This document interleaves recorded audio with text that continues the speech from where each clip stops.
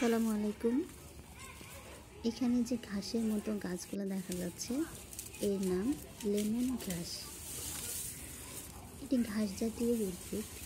এর গন্ধ টক মিষ্টি, লেবুর মতো। শুকনো তাজা সবভাবে চা বানিয়ে খাওয়া যায়। এর অনেক উপকারিতা আছে।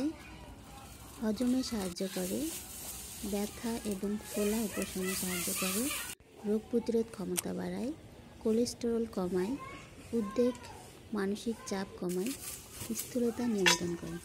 এছাড়া আপনারা যদি গুগলে সার্চ করেন অনেক ইনফরমেশন পেয়ে যাবেন এই লেমন গ্রাস নিয়ে। এখন এটা কীভাবে খেতে হয় সেটা জেনে নিন। এটা চায়ের সাথে খাওয়া যায়, এছাড়া এক্সট্রা পানির সাথে মিশিয়ে চা হিসেবেও খাওয়া যায়। আজকে আমরা শুধু লেমন গ্রাসের চা খাবো।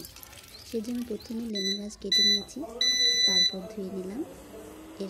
এবার চুলায় বসিয়ে এটা ফুটিয়ে নিব। ফুটানো হয়ে গেছে।